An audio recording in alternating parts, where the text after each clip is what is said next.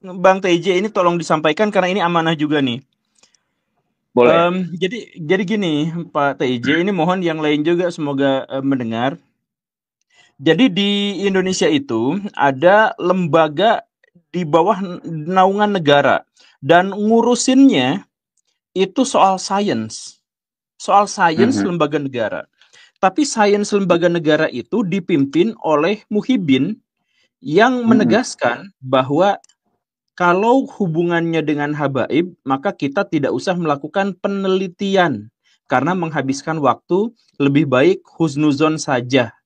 Nah, itu Mhm. diwajibkan kepada semua bawahan-bawahannya itu untuk berpikir juga seperti itu. Padahal itu sains gitu. Mhm. Orangnya tuh scientific dan dia sangat pakar sebenarnya dalam ilmu pengetahuan, dalam fisika. Tapi ketika ngomongin soal habaib, nah ini juga bertentangan dengan syariat Islam. Kan kalau dalam syariat Islam, semua yang berhubungan dengan nabi, berita-berita tentang nabi, itu kan wajib Gitu. kita kita kritik, wajib kita skeptis Iya, di saya situ kan. baik. Saya kemarin udah ke Robito Alawiyah, ya udah beberapa bulan yang lalu ya. Dan saya sebenarnya disambut baik di sana. Dan saya tuh baru Insya baru Allah. nyadar beberapa hal, Kang, Apa itu? di sana tuh. Bahwa satu, antara Ba'alawi itu dengan Alawiyin, dengan Robito Mhm. Alawiyah, dengan Habib-Habib yang terkenal, itu semuanya tuh beda. Beda. Beda. Jadi misalkan ada Robitoh Alawiyah secara keseluruhan itu hanya pencatat, tapi mereka yang paling maksa bahwa nasab mereka itu adalah yang paling benar. Nah, itu kemudian dijadikan pedoman oleh habaib-habaib yang ada di seluruh Indonesia. Tapi yang habaib-habaib di Indonesia itu banyak yang marah sama Robitoh Alawiyah. Begitupun sebaliknya. Mhm. Em, dan kemudian ada habaib-habaib yang nggak mau disebut habaib dan mereka hidup seperti manusia normal, tidak pakai Mhm. sorban, tidak pakai apa, Mhm. dan biasa-biasa aja, dan banyak di antara mereka tuh yang prestasinya luar biasa. Salah satu yang saya Jadi garis yang bawah itu, ada yang hah? habaib nggak normal gitu ya?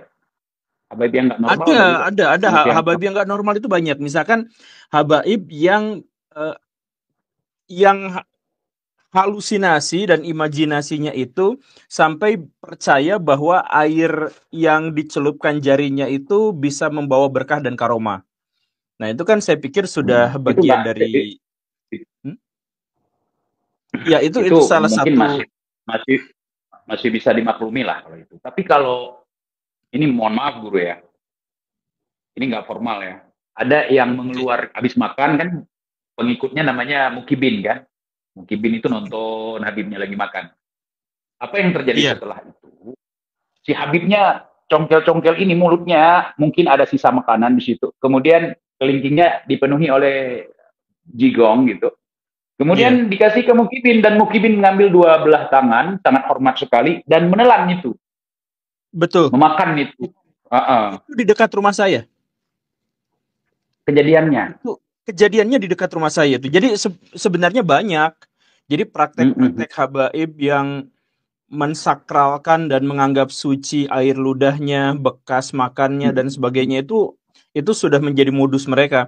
Tetapi yang Mm, pernah saya datangi langsung atau santrinya pernah diskusi langsung dengan saya, itu memang mm. melaporkan seperti itu. Jadi makan buah teh secara sengaja mereka kunyah, kemudian mereka lepeh lagi, dan itu rebutan itu mukibinnya tuh, rebutan untuk makan yang Ah, kayak gitu. Masya Allah. Inlander banget Rebutan. ya. Nah, iya, nah terus Habib-Habib itu tuh jualan, nah jualan jas kayak gini, nah Ah, minta jas 10 juta gitu ya. Dan itu mukibinnya mm. itu tawar menawarnya tuh gila gitu. Ada yang saya tawarin 10 juta, ngasihnya saya mau 25 juta, saya mau 30 juta. Jadi Ada trik itu, itu. maaf, Mm. trik itu saya Nah udah itu, paham. nah tapi saya tambahin nih dikit nih. Jadi yang kan korbannya itu teman saya waktu SMP gitu. Nah teman saya tuh waktu SMP kelilit utang, Mm, bercerai mm. sama istrinya karena Ah, perusahaannya bangkrut gara-gara COVID. Nah, betul. namanya kalau orang kepepet kan pasti nyari bantuan gitu ya. Nah, diantaranya ke pengajian Habib ini. Tapi pas sudah di pengajian itu langsung diajarin, kamu kan hutang banyak kan, banyak, istri kamu cerai kan. Nah, itu kalau misalkan ngasih ke kami nanti akan dapat berkah yang akhirnya bisa mengembalikan kejayaan kamu gitu. Jadi udah fakir, udah miskin, udah berhutang, tapi justru malah disuruh bayar ke mereka agar katanya bisa dapat berkah dan bisa melunasi hutang-hutangnya seperti itu. Nah, itu teman sayanya luar biasanya malah ikutan kayak gitu juga gitu. Cuman akhirnya keluar ketika dia dipaksa untuk beli kaos beli kemeja 5 juta untuk ziarah makam Habib Anu apalah kayak gitu. Itu beli kaosnya itu 5 juta. Ini kan ya kan karena teman saya tuh lagi fakir miskin, lagi utangnya banyak. Ya akhirnya keluar dari situ gitu. Dan dari situlah akhirnya ketemu sama saya. Saya datengin itu ininya pengajiannya tuh. Pengajian. Iya, pengajiannya saya datengin langsung. Jadi kalau saya tuh kalau misalkan ada apa-apa ya saya datengin gitu. Kalau misalkan membutuhkan konfirmasi klarifikasi itu saya datengin. Ya pas datang juga mereka tuh gak bisa debat, gak bisa ngomong, gak bisa apa-apa. Ya mereka tuh paling jauh ya intelektualnya tuh adalah ini karomahnya sekian, kamu harus percaya. Ya itu penipuan-penipuan atas nama agama tuh seperti itu. Dan luar biasa itu lengkap, mereka tuh lengkap dengan sorbannya. Lengkap dengan, nah kalau misalkan pakaian kita ini kan pakaian togut kan. Nah kalau mereka itu kan pakai sorban, pakai jubah putih pula warnanya gitu. Kemudian ajaran togut. Iya, seperti itulah. Nah, itulah pengalaman saya di Bandung tuh seperti itu. Dan itu sebelum saya datang ke Robito. Ada salam buat saudaraku Bang TIJ. Semoga sehat selalu dan berkah. Ini dari Pak Kiai Imad. Waalaikumsalam. Masya Allah, Kiai Imad. Iya, ternyata Kiai Imad nontonin kita. Nontonin kita dan juga pernah saya seret kemari. Ini mohon maaf mungkin reputasi antum Bib Gembul jadi jatuh gara-gara naik di channel sampah. Tapi insya Allah bisa didaur ulang. Iya, gak apa-apa sih. Ya, ini bagian dari bagian dari dinamika aja. Saya yakin saya tuh gak mungkin bisa berkembang kalau misalkan tidak sempat jatuh. Orang yang tidak pernah jatuh tuh tidak akan punya peluang masa depan yang baik. Betul. Kita saat jatuh itu ngambil ancang-ancang. Iya. Dan saya nggak mau jatuh, saya maunya turun. Oh gitu. Gitu. Merosot gitu ya. Saya suruh turun aja gitu. Kalau saya lihat, oh ini nggak mungkin kan kita naik, ya udah turun aja dulu. Nanti naik lagi. Gitu. Tapi ngomong-ngomong ini udah dapat buku nasab belum dari Robito? Paspor nasab dari Robitotul Alawiyah, lembaga resmi langsung turun dari langit mungkin ya, nggak pernah salah soalnya. Ya kalau saya tuh nggak memenuhi syarat sih Kang, karena hidung saya pesek. Jadi kalau memalsukan tuh susah gitu. Kalau saya mau memalsukan jadi Habib tuh susah karena mungkin karena terlalu jujur. Jadi nggak kayak Pinocchio. Kalau dusta kan panjang hidungnya kan. Tapi sempat ada teman saya tuh yang ditawarin gitu tuh 4 juta. Nggak tahu benar, nggak tahu enggak gitu ya. Pengakuan dari teman antum? Iya, pengakuan dari teman. Ditawarin 4 juta mau nggak jadi Habib gitu. Pas saya datang ke Robito Alawiyah, kata Robito Alawiyahnya itu palsu, fitnah. Itu oknum gitu, fitnah gitu. Cuman ya saya mungkin juga itu fitnah, cuman yang jelas teman saya memang pernah ditawarin dengan harga 4 juta seperti itu. Yang menegaskan bahwa yang menegaskan di sini tuh maksudnya adalah kenapa ada orang yang sampai mau beli sertifikat habaib 4 juta rupiah dan itu terindikasi palsu, ya karena mereka semua tahu bahwa dengan jadi Habib tuh kita bisa mendapatkan privilege yang lebih. Seperti yang terjadi di dekat tempat rumah saya ada pesantren. Itu pesantren kalau kedatangan Habib itu pasti dia nyumbang satu santrinya.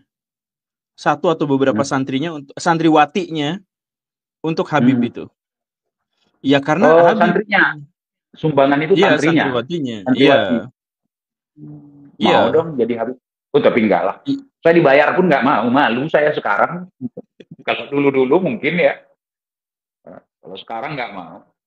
Diketawain sama guru gembul nanti. Sama patrialis barat sejati, saudara. Patrialis barat sejati, guru gembul itu, saudara. Nggak tahu soal nasab, bahas nasab dan tidak ilmiah. Yang ilmiah itu ya husnudon aja.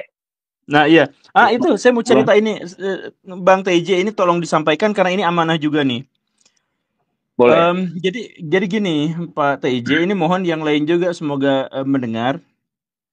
Jadi di Indonesia itu ada lembaga di bawah naungan negara dan ngurusinnya itu soal sains, lembaga negara.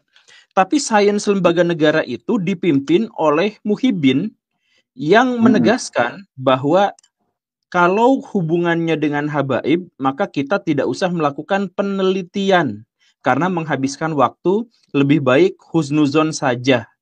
Nah, itu diwajibkan kepada semua bawahan-bawahannya itu untuk berpikir juga seperti itu. Padahal itu sains gitu. Orangnya tuh scientific dan dia sangat pakar sebenarnya dalam ilmu pengetahuan, dalam fisika. Tapi ketika ngomongin soal habaib, nah ini juga bertentangan dengan syariat Islam. Kan kalau dalam syariat Islam, semua yang berhubungan dengan Nabi, berita-berita tentang Nabi, itu kan wajib kita kritik, wajib kita skeptis di situ kan. Kalau misalkan ada berita tentang Nabi, makanya misalkan Imam Bukhari itu hafal 600.000 hadis, tapi yang dimasukkan ke dalam kitab hadisnya ya cuma 6.000. Sisanya kemana? Ya sisanya nggak lulus verifikasi karena Imam Bukhari itu memverifikasi gitu, meneliti. Nah, tapi kalau misalkan habaib itu doktrinnya sebaliknya. Jadi kalau misalkan ada yang mengaku sebagai keturunan Nabi, berbaik sangka saja karena nanti kalau dosanya kan yang nanggung dia. Jadi kita nggak usah khawatir. Nah, seperti itu. Di situ tuh. Dan saya tuh khawatir bahwa ini tuh persis sama dengan ajaran Dajjal. Kan Dajjal tuh gitu kan. Jadi dia ngaku sebagai Al-Masih, yang lain ngaku tunduk patuh aja. Betul. Karena saya tuh adalah Al-Masih gitu. Saya itu adalah Tuhan atau saya nabi gitu. Nah, ya ini kan persis sama gitu dengan ajaran ini. Jadi ya ini salah satu yang masih sangat berbahaya. Kemarin ada tokoh non-muslim, Kang, konten kreator, gede konten kreatornya dan edukator banget, luar biasa dia. Tapi dia tuh sering dipersekusi sama habaib sehingga dia menjadi benci Islam. Nah, dia jadi benci Islam, tapi kemudian dia tuh ya mengeneralisir bahwa ya jangan-jangan Islam ya kitab-kitabnya mungkin memang kayak gitu. Akhirnya gini gitu. Nah, jadi udah mah orang-orang habaib itu melarang kita untuk meneliti langsung, berbaik sangka saja, tapi mereka mempermalukan Islam dari dalam gitu. Karena akhirnya banyak orang-orang non-muslim yang sekarang bahkan amanah, please jangan sebut nama saya di mana-mana ya, karena dia tuh dipersekusinya habis-habisan dulu sama habaib itu. Ya, Kang ingat lah waktu dulu zamannya Pak Habib Rizik lagi kuat-kuatnya itu kan yang non-muslim itu pada ngumpet gitu kan, ketakutan gitu. Waktu saya jadi mukibin dulu. Saya pernah jadi mukibin. Ya? Oh, pernah. Kalau ada orang berani ngejek Mas Rizik itu, saya langsung datangi itu. Dulu kan pernah sering ada demo penolakan Rizik kemari ke Aceh. Nah, itu begitu ada demo-demo penolakan gitu, saya datangi orangnya. Gitu. Saya menganggap beliau itu sebagai sosok pejuang dulu kan, omongannya jelas, tegas, jujur gitu. Itu di awal-awal kebangkitan setelah tsunami. Oh, karena Pak Habib Rizik mengerahkan FPI-nya ke Aceh ya? Waktu tsunami itu kan dia ikut dalam kegiatan evakuasi jenazah tsunami dan bukan cuma FPI, ada dari Tiongkok, ada dari tentara Malaysia, tentara Indonesia juga, tentara Rusia, dari segala negara itu karena kan mega gempa, mega bencana besar Betul. secara internasional waktu itu. Nah, mereka kan gembar-gemborkan kalau bantuan tsunami yang dilakukan oleh Sirijik CS ini ditolak oleh GAM, padahal nggak ada, itu fitnah terhadap GAM waktu itu. Saya ketika menunjukkan video ini sama GAM sendiri, ini kapan? Jadi ada pimpinan GAM dari Sweden, Dr. Hasan Muhammad Ditiro itu memberikan instruksi untuk Sirijik keluar dari Aceh, itu nggak ada. Karena itu bencana besar untuk masyarakat Aceh. Nggak mungkin sekelas Dr. Muhammad Hasan Ditiro itu, deklarator GAM itu menolak bantuan gitu untuk rakyatnya gitu. Nah, di situ saya mulai nggak sinkron dengan mereka. Pas di awal 212 itu saya masih mukibin 212 hari Ahok nasional ya sekarang. Itu saya sempat berpikir juga karena saya mukibin yang punya otak untuk berpikir. Saya orangnya merdeka, orangnya bebas tanpa hidup di bawah doktrin. Karena agama Islam setahu saya bukan agama dogma gitu ya. Jadi ketika mereka ditembaki dengan gas air mata, ketika ditembaki dengan water cannon gitu, mereka menjerit histeris. Di situ saya berpikir bahwa mereka itu bukan pejuang. Hati saya berpikir mereka itu bukan pejuang. Dikit-dikit depan kamera, dikit-dikit kita ditembaki, saudara. Ditembaki pakai apa, Bib? Ditembaki pakai gas air mata, pakai water cannon. Dulu kita ditembaki pakai meriam, saudara, pakai tank. Kenapa? Jadi kebiasaan flying victim itu udah terjadi di Aceh dari zaman dulu gitu ya. Jadi nggak ditembakin, aku ditembakin. Dari awal mereka masuk ke sini memang banyak orang-orang yang nggak suka. Cuman karena mereka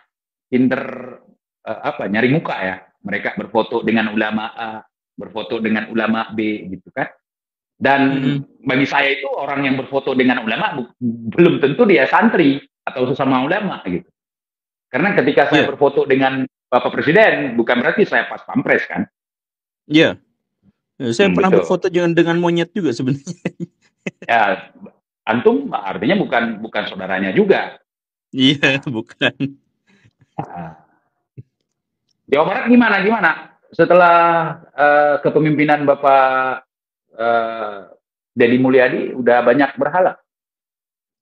Pada Deddy Mulyadi itu saya merasakan, saya turut berempati atas apa yang terjadi di masa lampau.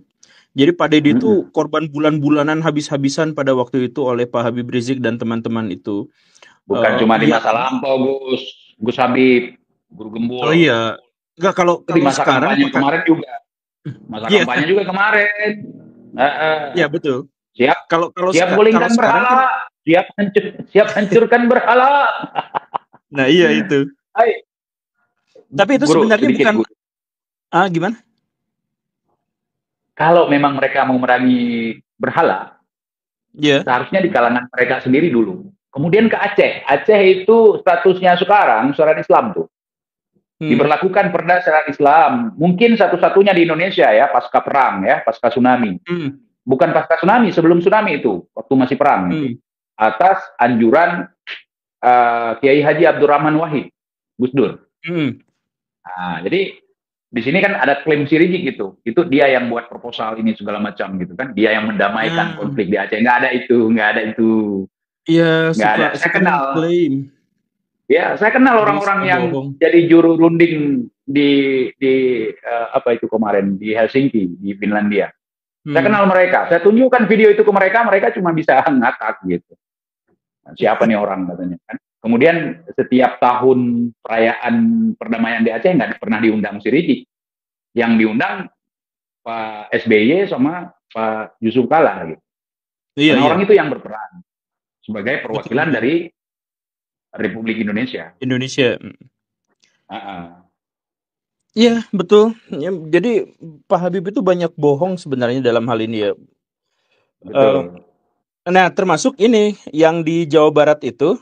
Kenapa Pak Habib Rizik itu benci sama Pak KDM dan menuding musyrik? Itu sebenarnya alasannya sepele, Kang. Yeah. Jadi dulu pas Pak KDM itu jadi gubernur, jadi bupati Purwakarta, Iya. itu FPI itu seperti pemuda Pancasila atau gripnya lah sekarang lah. Jadi mereka tuh menguasai lahan parkir, menguasai pasar, menguasai kayak gitu. Nah, sama Pak Deddy Mulyadi itu ditertibkan. Mereka nggak terima. Akhirnya mereka pindah balik ke oposisi. Kemudian memilih paslon yang menjadi pesaing dari Pak KDM.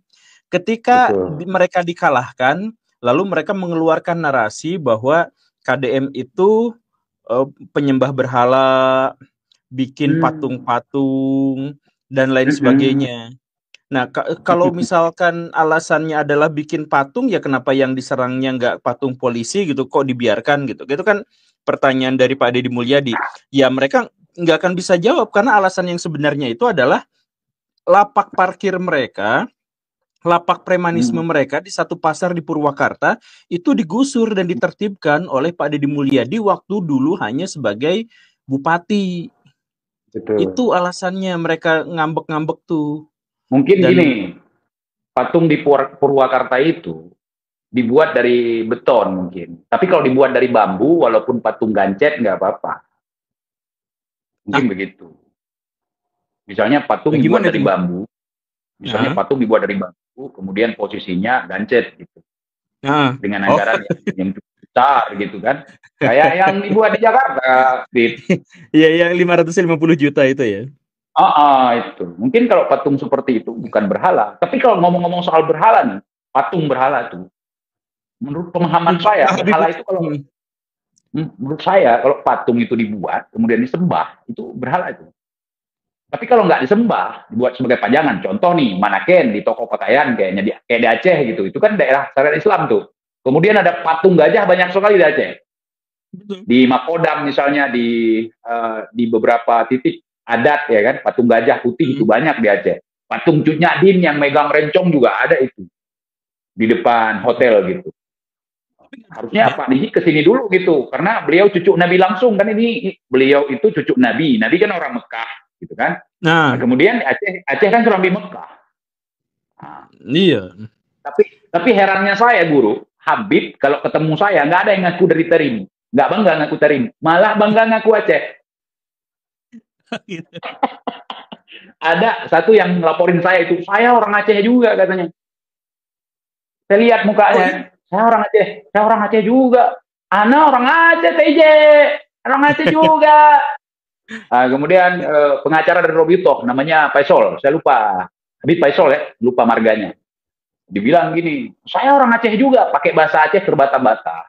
Saya orang Aceh. Kok nggak ngaku Tarim gitu? Justru kamu itu orang Batak, kok saya jadi Batak, dia jadi Aceh gitu. Heran saya. Saya nggak apa-apa kalaupun saya jadi Batak gitu kan. Saya nggak malu. Saya malu justru kalau jadi Habib gitu. Kalau jadi Habib nih, malu saya. Tapi kalau jadi orang Batak, jadi orang Jawa, jadi apapun, saya nggak malu selain itu. Bahkan jadi monyet pun nggak apa-apa saya. Yang penting jangan jadi Habib. Memalukan bagi saya, guru. Nah seharusnya kan Pak ini Mas Rizik ini mengkomandokan pasukan-pasukannya yang ada di Aceh untuk membongkar itu patung gajah putih yang ada depan Makodam itu. Di Jakarta juga ada patung Jenderal Sudirman. Iya ada. Kenapa itu nggak jadi berhala? Dan kalau di Jakarta tuh mereka, di Jakarta tuh kebiasaannya mereka kalau sholat tuh menghadap foto. Betul, menghadap foto, menghadap patung, tidur baru di masjid. Iya. Dan mereka mengatakan bahwa sholat bersama Habib hanya sekedar fotonya saja itu lebih baik daripada masjid yang tidak ada fotonya. Betul. Saya pernah diserang Muhyiddin loh di dalam live. Saya bilang, kalian jangan menyembah Ka'bah. Yang kalian perlu sembah itu Allah. Marah dia. Kamu bukan Islam TJ. Kamu kok ngomong seperti itu?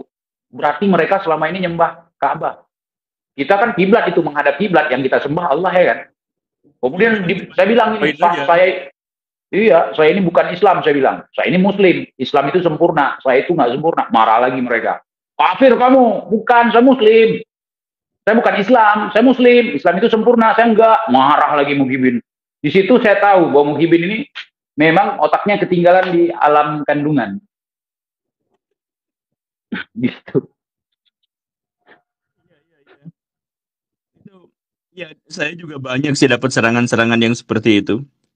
Cuman Nah, ya, itu yang mau saya tanyakan. Pernah nggak ditelepon ataupun di chat untuk pengancaman-pengancaman seperti itu?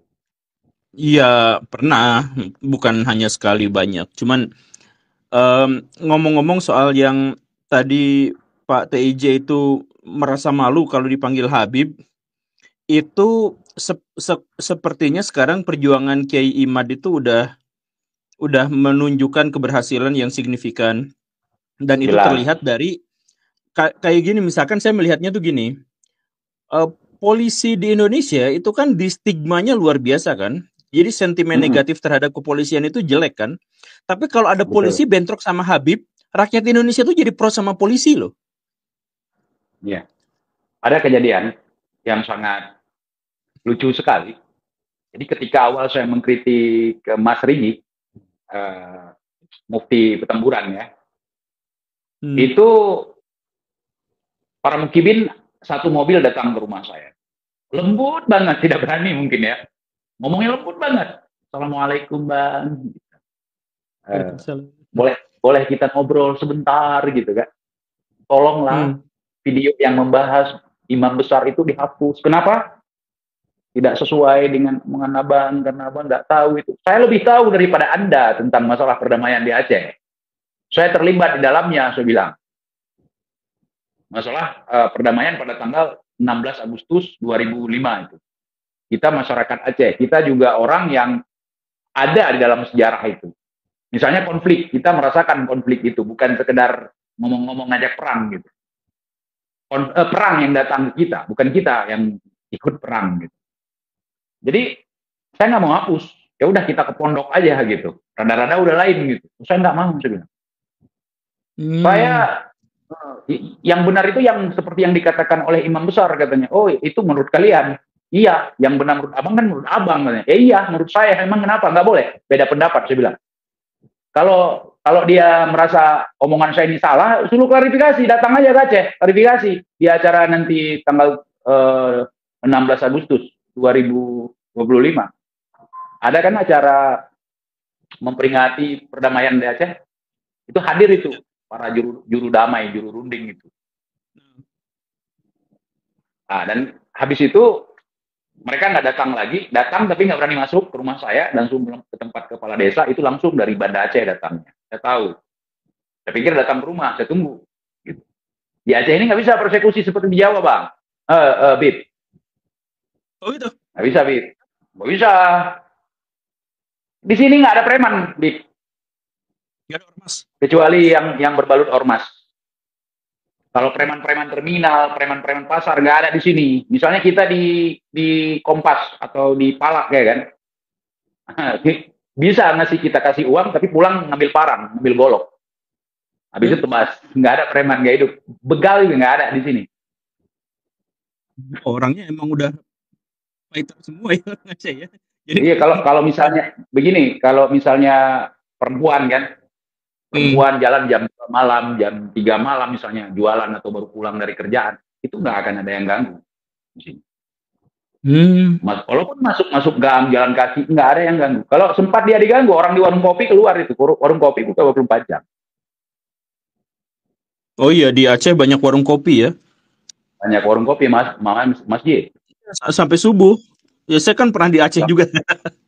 Iya, betul. Nah itu. Iya. Habib Gembul datang ke Aceh tidak kabarin saya. Itu yang bikin masalah. Iya, maaf. Padahal jadwalnya udah pernah dibeberkan itu sebelum datang kemarin. Pas datangnya Habib Gembul ya. Habib Gembul nggak ngomong apa-apa, pulangnya baru ngomong. Mohon maaf Pak TIJ, saya itu udah ke Aceh kemarin. Ada nggak diganggu memukibin di sini? Enggak kan? Saya juga nanya-nanya soal Mukibin itu di sana, tapi katanya memang relatif aman lah kalau di Aceh tuh dari yang gitu-gitu tuh. Karena kata panitia itu, kalau Muhibin tuh model-modelnya tuh Jawa gitu. Karena feodal kan, cium kaki itu feodal gitu kan. Nah, kalau di orang-orang Sumatera tuh feodalismenya rendah gitu, relatif rendah. Apalagi di Aceh. Ya, apalagi di Aceh. Jadi jadi kan mereka katanya lebih egaliter gitu, ngomongnya juga lebih kasar, nggak ada kalau misalkan kan kalau di Jawa tuh ngomong sama orang yang lebih atas, lebih bawah sama sepantar itu beda kan bahasanya. Nah, kalau di Aceh nggak ada gitu, nggak ada yang kasar, kayak gitu. keras. Ya, itulah. Nah, jadi katanya lebih aman kalau di Aceh dari Muhibin itu. Cuman waktu saya ke Banjar, nah itu masih banyak ternyata yang pro Pak Hadi Lulus itu. Ya. Di sini banyak yang pro, masih banyak. Ya kan? Saya kenal Mukibin ini kenapa? Karena mereka teman satu circle saya dulu. Bahkan sampai tahun 2021, 22, saya masih tidur di markas mereka, markas Laskar Keputihan itu. Oh, namanya Laskar Keputihan? Laskar Keputihan, saya yang nobatkan biar Pak Rizik marah. Biar saya dikepung, diputihkan gitu kan.